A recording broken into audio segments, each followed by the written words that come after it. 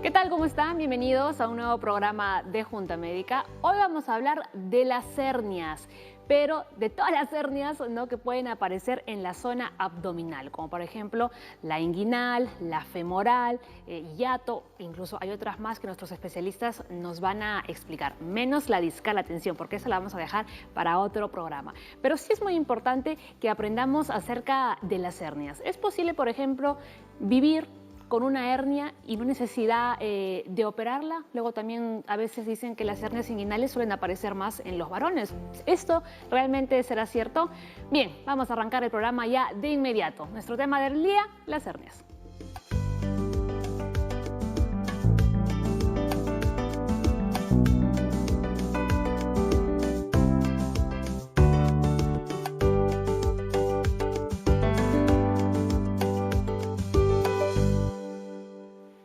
Vamos a presentar a nuestros médicos invitados al programa. Está la doctora María Cáceres, cirujana general del Hospital 2 de Mayo, y también el doctor Martín Chincha, médico internista de salud. Nuestro hashtag, señores, es todo sobre las hernias. Muy bien, doctores, bienvenidos al programa. Es muy importante, ¿no?, nuestro tema del día para conocer, ¿no? Como decía al inicio, vamos a hablar de diversos tipos, ¿no?, y saber diferenciarlas. Así, a rasgos generales, ¿qué podemos decir que es una hernia? La hernia es una disrupción o una salida de un órgano interno hacia el exterior.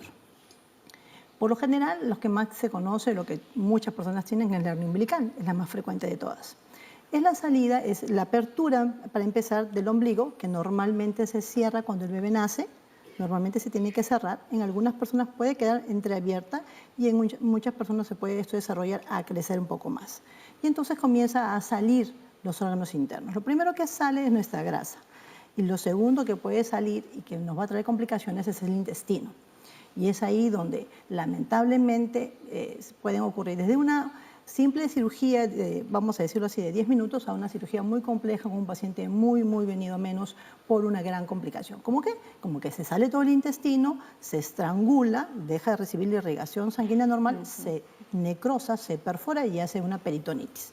Eso se acompaña de una sepsis, además. Claro. Entonces, a esos, vamos a decirlo que tenemos una cosa muy pequeñita como una hernia umbilical, donde sale un poquitito de grasa hasta una obstrucción intestinal con un gran deterioro de la salud del paciente. Entonces puede ser una hernia leve, ¿no? Y luego podemos encontrar varias complicaciones que Así ya, es. digamos, el tema se vuelve mucho más complejo, ¿no? Muy bien, vamos con nuestra información diaria, además de lo que nos estaba contando la doctora. Las hernias son protuberancias anormales provocadas por una debilidad o un agujero, usualmente en la pared abdominal. Una hernia puede ser congénita o desarrollarse con el tiempo. El riesgo de que aparezcan aumenta con la edad. Con frecuencia las hernias no producen síntomas serios y no representan un riesgo mayor. Sin embargo, algunas molestias abdominales podrían ser señal de un problema grave. Pero cuando aparece una hernia, es una hernia pequeñita, ¿verdad? Y me estaban comentando los doctores que es justo ahí cuando más molestan. Sí, las hernias pequeñitas justamente son las que uno dice, bueno, la tengo ahí, no me molesta mucho, pero la persona misma lo siente. Se levanta, va al baño, tiene que pujar, levanta un peso y es ahí donde el intestino presiona contra la pared y se peñisca. Y al peñiscarse duele. La persona siente el hincón y siente el hincón muchas veces.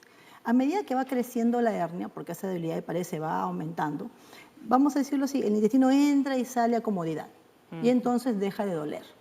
Ahí muchas veces las personas dicen, bueno, la tengo ahí, pero no me causa mucha molestia, me pongo una faja, las damas un calzoncito faja, los varones pueden usar un suspensor y ya, no me molesta, no me la pego. Pero lo que estamos haciendo ahí es contribuir para que esta pueda seguir creciendo y en un momento determinado podemos correr el riesgo de tener una obstrucción intestinal. Y es por eso que nosotros cuando lo vemos, los diagnosticamos, siempre le decimos al paciente, opérese lo más pronto posible. Si bien es cierto, en ese momento que va a la consulta no es una emergencia, podría convertirse en una emergencia, podría traer graves consecuencias, podría poner en riesgo la vida del paciente. Doctor. Sí, de manera ambulatoria, lo que más llama la atención para el paciente es la presencia de un abultamiento anormal que no tenía antes, ¿no?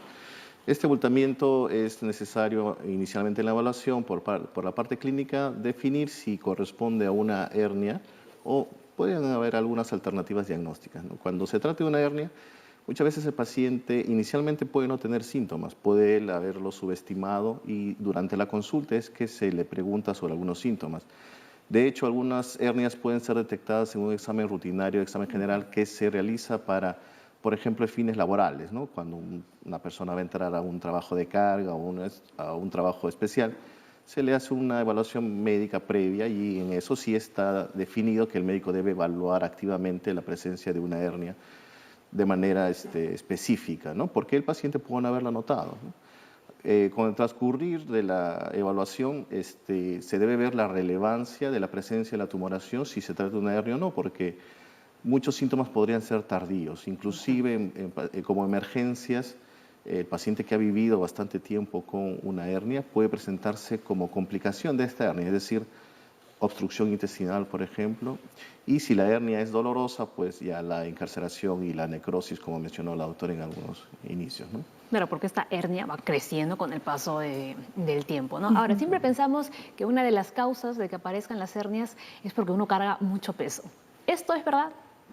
Como estamos comentando, para que uno haga una determinada enfermedad en general, debe tener predisposición genética. ¿A qué voy? Si bien es cierto, el aumento de la fuerza a nivel abdominal puede contribuir al crecimiento de la hernia, no sucede en todas las personas. No todas aquellas personas que cargan peso, o los fisicoculturistas, los deportistas, hacen hernias. Y tampoco es el hecho de que, entonces no hace nada de ejercicio, una persona, digamos, obesa o gordita, va a hacer una hernia. Tampoco es así, o sea, ni uno ni lo otro. Eso va a depender si uno tiene la predisposición genética de hacer o no la hernia. Pero sí es cierto de que si uno tiene una hernia chiquita y le aumenta el peso, o aumenta la fuerza muscular en esa zona, sí va a contribuir para su crecimiento. Ahora, ¿cuándo hablamos de una hernia encarcelada y también de una hernia estrangulada? Bueno, inicialmente hay que considerar que la hernia tiene una morfología, entre los cuales tiene que haber un orificio por el cual protruye el órgano, ¿no? Este orificio condiciona la facilidad de salida y la facilidad de regreso. Si el anillo es pequeño, pues probablemente si hay algún esfuerzo salga y le sea dificultoso regresar. Esa dificultad para regresar genera una defensa del intestino que genera movimientos tratándose de liberar y genera dolor, ¿no? Si el agujero o la cantidad de órganos que ha salido no pueden regresar durante un tiempo subsiguiente, generará alteraciones en la circulación y en la nutrición de los tejidos y por lo tanto va a haber no solamente dolor ya, sino cambios isquémicos, ¿no? Por falta de irrigación en el tejido y finalmente la necrosis y subsecuente infección, ¿no? Pero no me respondió la pregunta. ¿Cuándo es estrangulada y cuándo es encarcelada? O por lo menos a mí no me quedó claro.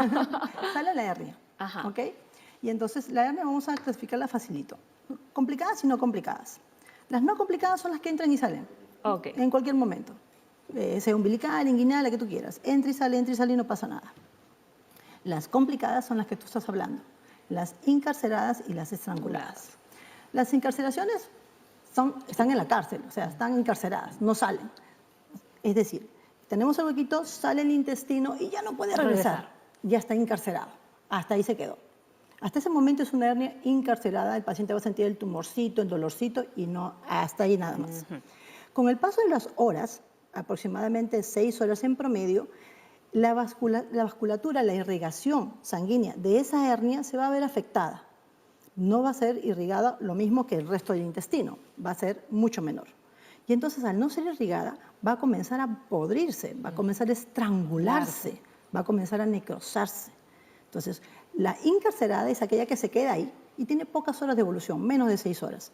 Aquella que pasa 6 horas y la vasculatura está complicada, está comprometida, esa es una hernia estrangulada porque la están estrangulando. Y entonces uno, ¿cómo lo ve? Al principio uno lo ve como un bultito rojito que está ahí. Pero uno va viendo a partir de las horas 4, 5, 6 horas, ya pasaron 6 horas, 8 horas, y el color de la piel comienza a cambiar. Ya no está rojito, ya está moradito, ya comenzó a podrirse. Eso quiere decir que ya están necrosándose. Así es. Y entonces ese paciente se tiene que operar sí o sí. No hay forma en que no se opere. ¿Por qué? Porque además el paciente lo está viendo. Lo está viendo, le está doliendo y comienza a tener trastornos. El paciente va a comenzar a vomitar, el paciente se va a sentir mal, va a comenzar con la fiebre, va a comenzar a sudar frío, se va a sentir mal definitivamente. Yo no creo que exista alguien en el mundo que diga no me pasa nada a pesar que me muero. No, va a tener que ir a la emergencia al hospital para ser intervenido de forma inmediata. ¿Por qué? Porque lo que sigue es la perforación. Cuando se perfora, es como un globo, ¿ok? Se revienta. ¿Y qué pasa cuando se revienta? Se desinfla, ¿ok? El intestino igualito, se revienta, se perfora y se desinfla. ¿Y qué pasa? Todo se mete al abdomen y entonces es una peritonitis. Y ahí la cosa va peor, si te das cuenta. Claro, que Comenzó encarcerada, ¿no? estrangulada, se personas perfora que y se hace una peritonitis. En personas que llevan la hernia mucho tiempo, a veces subestiman la presencia y el dolor suele indicar la presencia inicial de una encarceración, ¿no? Algunas personas ya a veces descubren cómo reducirlas, o sea manualmente, o sea recostándose, o sea poniéndose hielo, pero cuando ya no se reduce, entonces comienza a ver las complicaciones que ha mencionado la doctora. Claro, ¿no? Porque yo conozco a personas, ¿no?, que llevan años, ¿no?, y conviviendo con su hernia tan tranquilos. ¿No? Entra y sale, no está, es reductible, es no complicada y entonces, como te digo, pueden utilizar una fajita y ellos dicen no me pasa nada y ya está. Cuando el defecto de la pared es grande, probablemente la facilidad de entrada y salida sea la regla, ¿no? Pero aún así podría salir una gran cantidad de intestinos y no regresar a pesar de que el defecto sea grande, ¿no? Perfecto, muy bien. Vamos a ver ahora, ¿no?, cuáles son los diferentes tipos de hernia. Vamos con nuestro listado, ¿no? Vemos ahí la umbilical, ¿no? La umbilical, inguinal, femoral, hiatal era, ¿no? Yo había dicho hiato, creo. Y incisional. A ver, vamos explicando un poco sobre ello. La hernia umbilical es la hernia más frecuente, la hernia más común, la que muchas personas tienen, la ven en el ombliguito, es un ombliguito que es planito o un ombliguito que tiene un bultito. Y no le molesta, está ahí. Está ahí, es una hernia muy pequeñita, por lo general sale grasita y entonces la grasita no molesta porque se reacomoda, no se estrangula, no le pasa nada y está ahí. Toda su vida pueden vivir con eso, la hernia umbilical. Pero cuando esta hernia crece ya comienza a salir lo que vemos ahí, que es lo que sale en el intestino. Que dependiendo del tamaño se puede quedar encarcerada, se podría estrangular y perforar o si es muy grande entrar y salir. Y como bien lo ha dicho el doctor, podría hasta salir y ya no regresar. Claro. Y ahí también vienen los problemas. Ahí viene la complicación, ¿no? Porque también ya se pudre lo que están comentando. Lo que está afuera, el paciente va a sentir mucho dolor porque es un intestino que está prácticamente colgando. Y entonces ahí también vamos a correr el riesgo de que se pueda necrosar. Y sacar, resecar, uno va a tener que entrar y cortar ese intestino que ya no sirve, ese intestino que está malo. Y entonces uno podría quedar hasta con un intestino corto. Entonces realmente las secuelas post pueden ser hasta muy graves. Perfecto. Vamos con la siguiente, que era la inguinal. Y ahí va un poco la consulta que les hacía al inicio. ¿Es verdad que la inguinal suele aparecer más en los varones o se presenta en ambos sexos por igual? La inguinal es más frecuente en varones que en mujeres. ¿Por qué? Por una cuestión anatómica. Te comentaba de que cuando el bebé nace, o sea, a ver, cuando el bebé está dentro de la barriguita de la mamá y es varoncito, normalmente el testículo tiene que descender, se crea dentro del abdomen y desciende, sale a través de un orificio normal que es el conducto inguinal. Bien, este conducto inguinal normalmente debe cerrarse a un diámetro, vamos a llamarlo así, menos de 1 centímetro, que es lo normal en todos los varones. Pero cuando este diámetro no se da, no se cierra por completo, se queda medio entreabierto, facilita que el intestino también pueda salir por ahí. Y ahí es donde se produce la hernia inguinal, que es más frecuente en varones porque en los varones sucede el descenso de los testes. No sucede en las mujeres los ovarios los tenemos dentro, no hay ningún descenso y es por eso que las mujeres presentamos menos hernias inguinales que los varones. Ahora, aquí hablando justo del embarazo, ¿un embarazo puede generar una hernia? ¿Puede causar una hernia? Sí, en el sentido de que cuando crece la barriguita, se estira todo el abdomen y entonces si la mujer tenía una hernia umbilical pequeñita, puede crecerle a una hernia umbilical mucho más grande. Y entonces se diagnostica y se le dice siempre a la mamá, cuando termine el proceso del bebé, cuando haya nacido su bebé, regrese a la consulta para operarle su hernia. Claro, en el caso de gestantes, la hernia umbilical sería la más frecuente, ¿no? El resto de hernias podría manifestarse en el caso ya posparto o durante el parto debido a las maniobras que hace la mujer para el pujo, ¿no? Y podrían aparecer alguna otra que no haya sido percibida hasta ese momento. Las hernias inguinales en el hombre pueden aparecer, como muestra el gráfico, cerca al pubis, pero también pueden descender inclusive hasta el escroto, y en ese caso se llama inguino escrotal, donde ya el intestino puede alojarse donde están los testículos. Muy bien, ¿no? Y luego también nos falta, como vemos ahí en la imagen, que bueno, está en inglés, pero se entiende perfectamente. Después de la pausa vamos a hablar de la femoral, de la incisional también y la hiatal. Ya regresamos, estamos hablando de las hernias.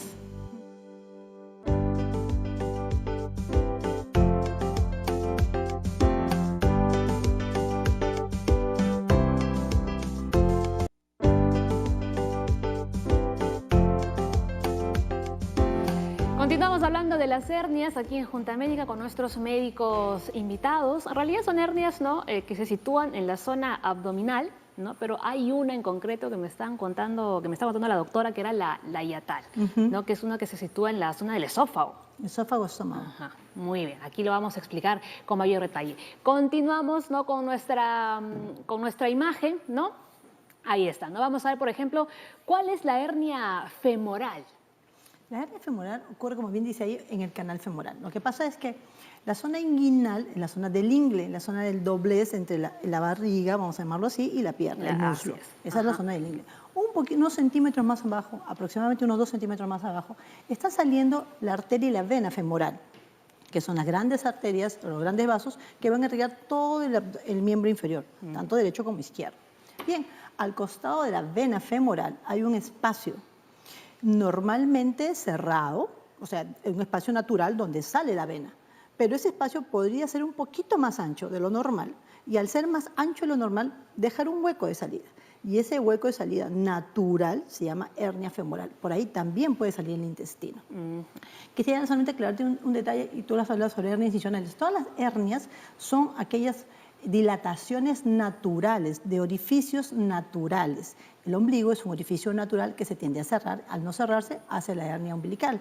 Lo mismo con la hernia inguinal, un orificio natural que al no cerrarse bien, se tiende a abrir y hace la hernia. La hernia incisional es una hernia de una incisión, de un corte, no es un orificio natural. Es decir, la persona la operaron, digamos, de la vesícula antiguamente con cortes o del estómago, de lo que fuera, y le hicieron un corte en la barriga. Al hacer el corte en la barriga, este corte, al momento de cicatrizar, puede cicatrizar mal y dejar un espacio. Y ese espacio es una hernia y sale otra vez el intestino. Entonces, esa es una hernia incisional, hecha por una incisión anterior, a diferencia de las hernias naturales o hernias tal cual, o sea, el nombre propio de un orificio natural que se dilata. Exacto. Entonces, en este caso, generalmente puede ser por una cirugía o no, o algo parecido. Así es, las hernias incisional. La incisional. Ok. A ver, doctor. Sí, con respecto a la femoral, en realidad ahí el gráfico muestra un abultamiento por debajo de la ingle, lo cual normalmente el diagnóstico de hernia femoral es un reto para un clínico debido a que el abultamiento no suele ser una etapa temprana, ¿no? El espacio por el cual pasa la arteria, la vena y el nervio es muy estrecho y la presencia de una hernia, ¿no? Inicialmente interna que está tratando de salir, va a generar dolor, ¿no? Entonces, el reto es descubrir si el dolor que tiene en esta zona de la ingle el paciente corresponde o no a una hernia femoral en trayecto, ¿no? Porque el abultamiento va a ser una etapa tardía de la... Cuando ya está abultado, el diagnóstico es claro, pero cuando no lo está y el dolor es la principal manifestación, se requiere algunos otros exámenes adicionales para descubrir si es que se sospecha que es una hernia femoral la que está provocando. De hecho, ahí más atrás del agujero por donde sale la vena de la arteria, hay un agujero que también se llama obturador, por el cual puede haber una hernia del obturador que también genera solamente dolor pélvico, ¿no? Son retos realmente para el clínico, sobre todo para llegar a un diagnóstico sólido, ¿no? Y la hiatal presenta una sintomatología completamente diferente. Totalmente. Completamente diferente, ¿no? En este caso, el agujero por el cual el abdomen y el tórax están conectados por un agujero, que es el hiato en el cual termina el esófago y comienza el estómago, ¿no? El deslizamiento, o hay varias maneras como se genera, pero la presencia o la atracción del estómago hacia la cavidad torácica genera un atrapamiento de la parte superior del estómago, y en esta zona es donde se genera mayor acidez, y normalmente el reflujo y el dolor son tipo gastritis, son los que pueden estar condicionando esto, ¿no? O sea que se podría confundir el diagnóstico también. Sí, ¿no? Es muy fácil porque la persona por lo general dice que siente que le arde detrás. Claro, tiene ardor. Así es, doctor, dice, me arde, siento que como y siento un ardor aquí en el pecho. Entonces uno tiene que descartar eso. Y por lo general lo hacen los gastroenterólogos. ¿Por qué? Porque ese ardor y ese reflujo, como dice el doctor, el paciente siente en la mañana un poco de vinagrera, siente como que la saliva un poco ácida, un poco así media desagradable.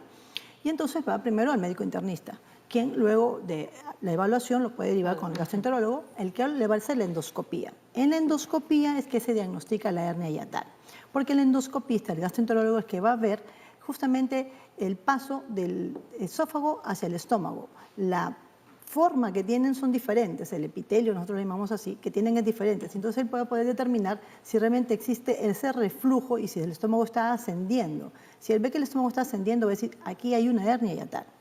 Al inicio el tratamiento es médico. Por lo general, más del 80% van muy bien con tratamiento médico.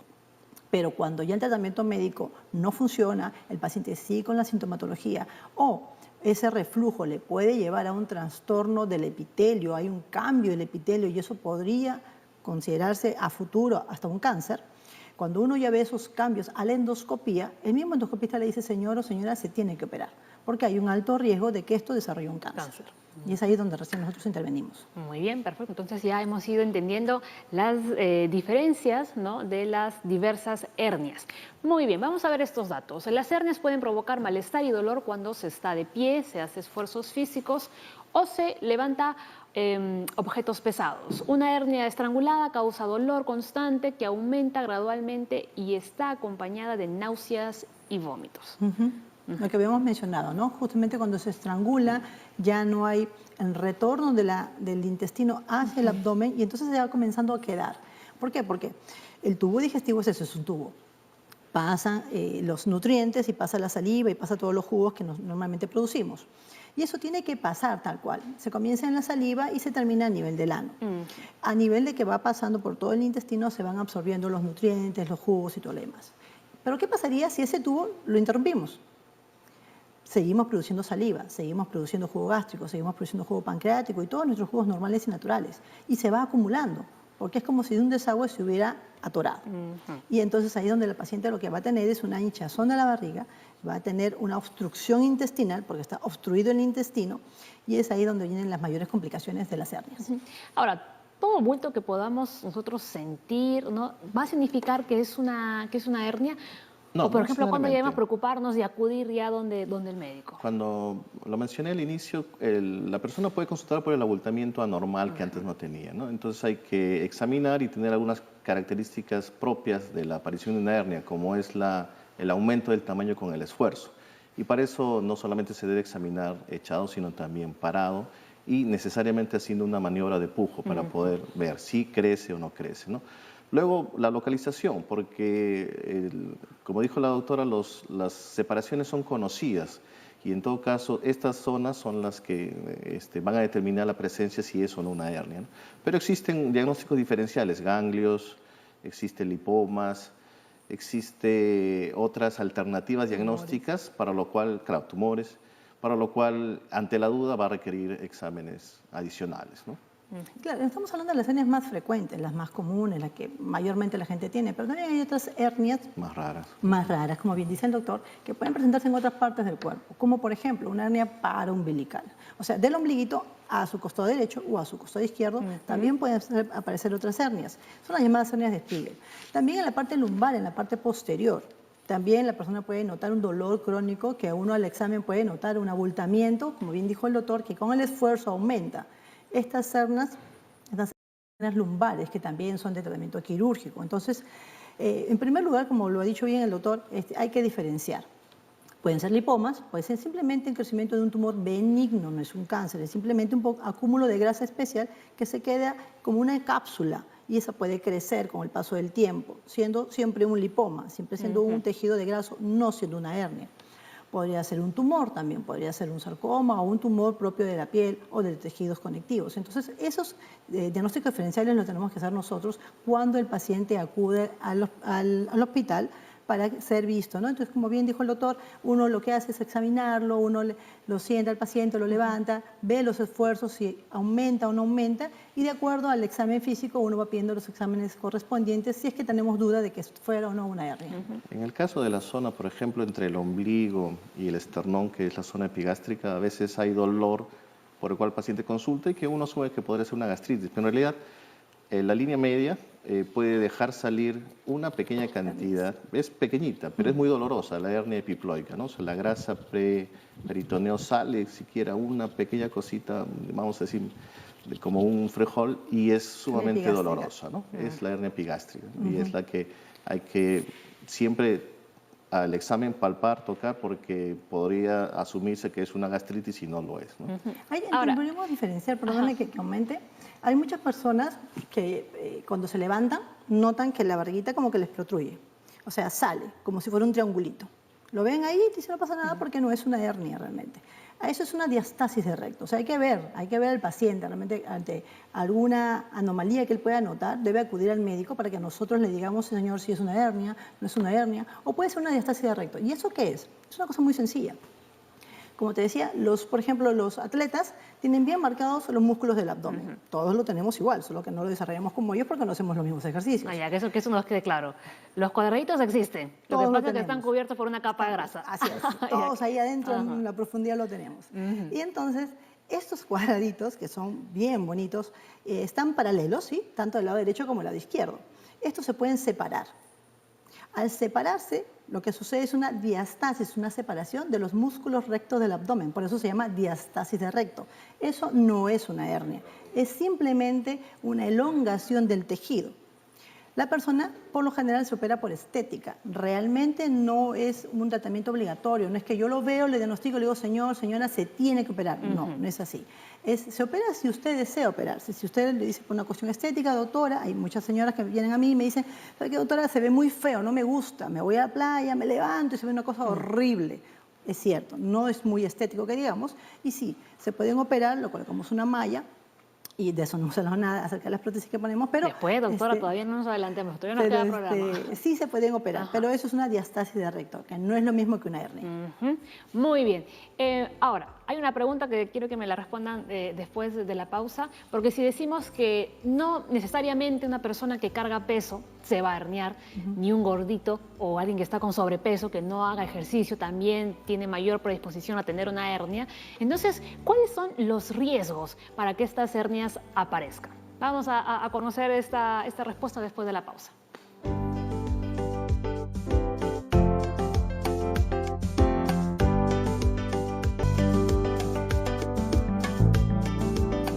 Muy bien, vamos a responder la consulta. A ver, doctores, ¿qué eleva el riesgo de tener una hernia?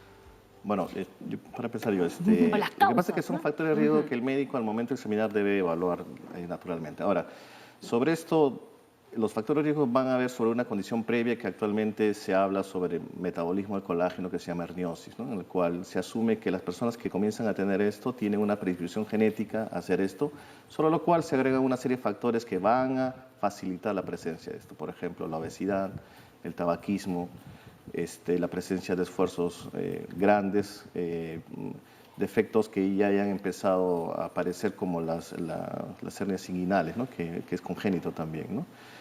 La edad, la masa muscular, el estado nutricional, todo eso va a influenciar para que esta enfermedad llamada, vamos a decirle, herniosis, que es un defecto de metabolismo del colágeno, comience a aparecer como si fueran defectos de las paredes que deberían estar rígidas, están más laxas y entonces por ahí penetra el órgano. Muy bien, y nos queda claro. Y ahora sí nos vamos de inmediato, vamos a ver a Aura, ¿no? ¿Qué nos ha preparado en su ruta de la salud? Hola, esta ruta de la salud nos ha colocado en la sala de operaciones del Hospital 2 de Mayo para observar más de cerca las diferentes intervenciones en caso de hernias. Yo ya tengo mi equipo listo, así que a cambiarse. Vamos.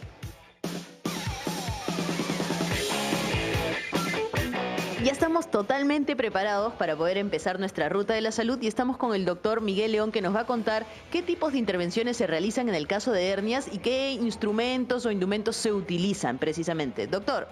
Sí, buenos días. Nosotros acá realizamos en el hospital dos tipos de cirugías. Una cirugía que es de tipo abierta, en el cual se hace una incisión en la pared abdominal, y otro tipo de cirugía que es la cirugía laparoscópica, ¿no? Que es a través de un equipo de laparoscopía, el cual consiste en introducir unas pinzas pequeñas, es una cirugía mínimamente invasiva, en el cual vamos a reparar la hernia, ¿no? Y en el caso de esta paciente que tenemos aquí en sala, ¿por qué se está operando precisamente? Es una paciente que ya fue operada hace 30 años aproximadamente de una hernia umbilical, el cual en ese momento probablemente no utilizaron una malla para cubrir este defecto, y actualmente pues vamos a reoperar a este paciente porque esta hernia ha recidivado, ¿no? Entonces vamos a colocar una malla ahora.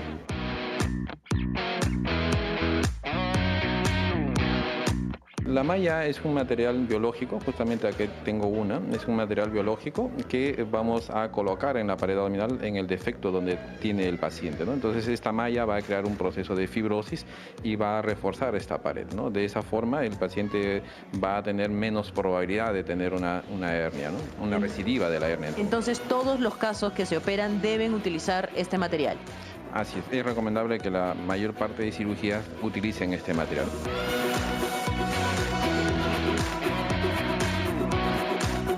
Justamente hablando de las intervenciones, ¿existiría alguna contraindicación o alguna complicación que puedan presentar los pacientes? Claro, contraindicaciones para una hernia no la hay, ¿no? Sin embargo, las complicaciones sí son muy severas, ¿no? Si una hernia se complica cuando se estrangula, es un paciente pues complicado y muchas veces vamos a tener que reoperar a este paciente porque vamos a primero solucionar la complicación, que es que el intestino se puede haber necrosado y vamos a solucionar ese problema y el defecto herniario lo vamos a reparar parcialmente para luego ya quizás hacer una cirugía correctiva, ¿no? Entonces es súper importante atenderse la hernia si es que se detecta a tiempo. Claro, ¿no? La idea de cuando un paciente tiene una hernia, tiene que ser operado, ¿no? Ahí no hay duda, el paciente tiene que ser operado antes que ocurra una complicación.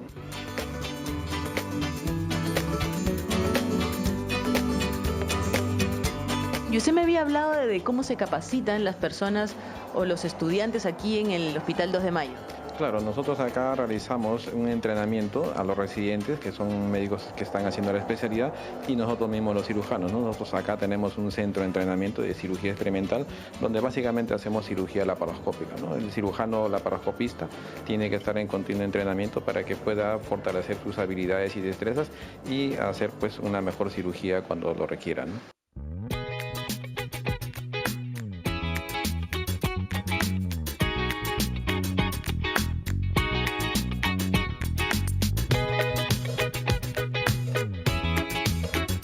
Bien, doctor Miguel, muchísimas gracias. Con esto cerramos nuestra ruta de la salud. Paola, regresamos contigo al estudio y ya sabemos, hay que tener mucho cuidado con las hernias. Gracias. Gracias a ti, Aura, y al doctor Miguel, ¿no? Que nos están explicando muy bien cuáles son las técnicas que se utilizan, ¿no? Hoy en día para extirpar, ¿no? O sacar las hernias, ¿no? Las operaciones. La laparoscópica, bastante simple, ¿no? Lo estábamos viendo ahí en las imágenes. Veíamos ahí a la paciente 30 años. Había estado con una hernia, ¿no? Y esas son las mallas que nos había estado comentando que se colocan, ¿no? en la zona. Muy bien, vamos con este dato. Las hernias no mejoran con el tiempo ni desaparecen solas. Generalmente aumentan de tamaño y podrían empeorar, ¿no? Lo que habíamos estado comentando ya desde el inicio del programa. Además, pueden causar una emergencia cuando parte del intestino se obstruye o se presenta estrangulación por una hernia inguinal, ¿no? Ahí. Reforzamos nuevamente la idea. Ahora, a pesar de los, además, de los tratamientos que hemos visto, ¿no? O las operaciones quirúrgicas, ¿qué más se puede hacer, por ejemplo, con el tema de una hernia? Aparte de, como bien dijo el doctor, y habíamos comentado al inicio, esto tiene un origen, y el origen es congénito, o sea, la persona tiene que tener la predisposición para hacer la hernia. Si yo noto que tengo un pequeño bulto en el ombligo, que es lo más frecuente, y entonces debo de cuidar que no crezca. Para empezar, ya también lo mencionó el doctor León, que se debe operar para evitar las complicaciones. Pero si por el motivo que fuere, yo estoy trabajando, no tengo tiempo, no puedo en este momento por cuestiones de trabajo, entonces evitar los factores de riesgo, que fue lo que mencionó el doctor. Los factores de riesgo son la obesidad, como yo te lo he dicho, ¿no? El tabaquismo, el estado nutricional del paciente. Entonces, evitemos esas cosas, ¿no? Evitemos cargar mucho peso, evitemos subir mucho de peso también, evitemos el tabaco, evitemos hacer justamente todo lo que nos va a favorecer el crecimiento de la hernia.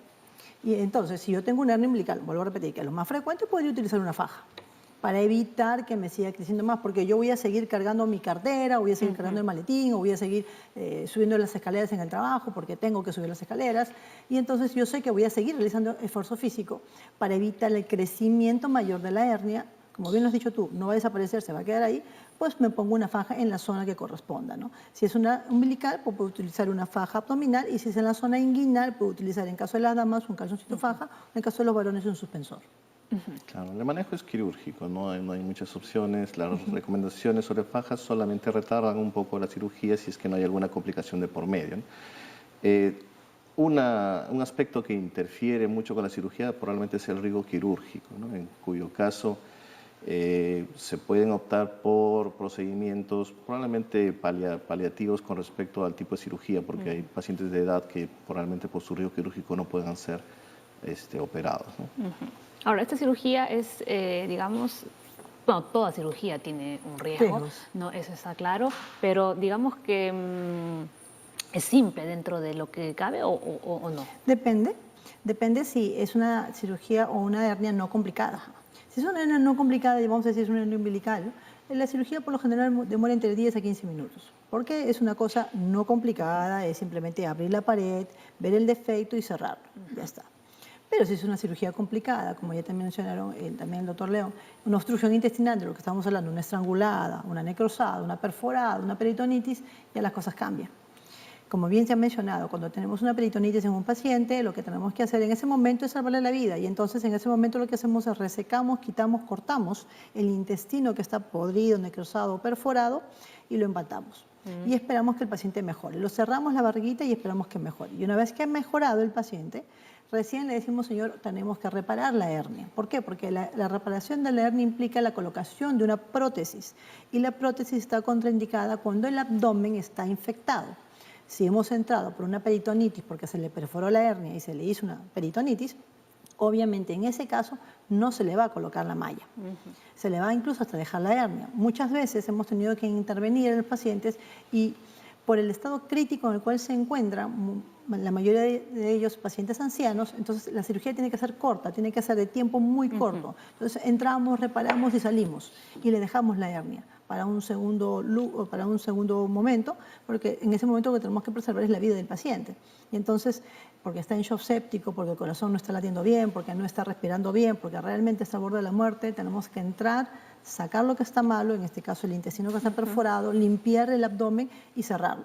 No podemos detenernos en ese momento a ver la hernia, a repararla, a cerrarla y ponerle malla. No, eso está contraindicado. Claro, una cirugía electiva siempre se va a asociar a una menor frecuencia de complicaciones postoperatorias y de recurrencia. Una cirugía en emergencia con complicaciones va a tener siempre problemas serios de morbilidad posterior, infecciones, recurrencias más sencillas o inclusive, como dice la doctora, secciones importantes del intestino que van a generar una serie de cambios en la persona, ¿no? Muy bien, hacemos una nueva pausa en Junta Médica y ya continuamos con el programa. Ahora sí.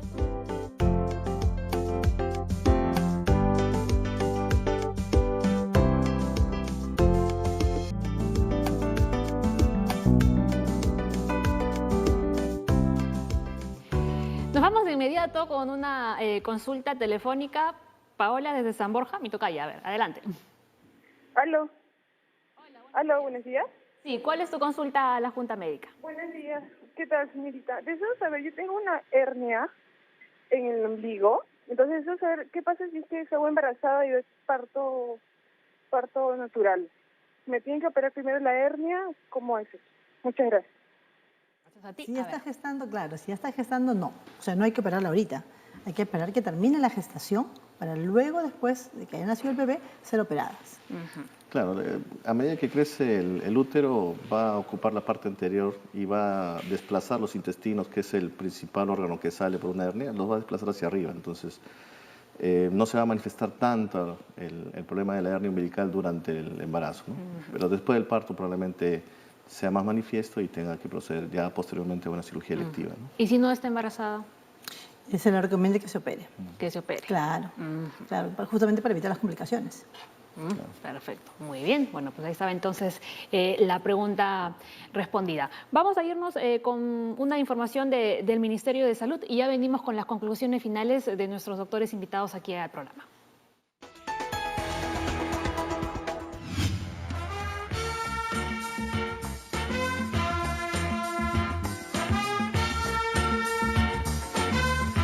Antes del tratamiento me sentía mal, no me acordaba nada. Ya después ya he reconocido ya. Es increíble. Hago plancha, hago todo ese ejercicio, todo lo hago yo. Yo he vuelto a nacer, porque Dios lo ha permitido así.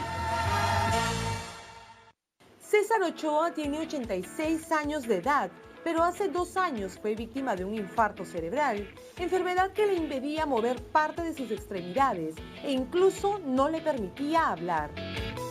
A mi abuelito le dio un derrame y ahí le hicieron un procedimiento que se llama trombolisis. Nosotros actuamos rápido, lo internamos de emergencia y el doctor lo atendió todo y poco a poco con el tratamiento fue recuperando. La enfermedad cerebrovascular es una alteración de los vasos sanguíneos cerebrales que afecta al paciente, causándole parálisis y dificultad para el habla. Este padecimiento puede presentarse como un infarto, que es la obstrucción de una arteria del cerebro, o como una hemorragia, que viene a ser la ruptura de una arteria del cerebro.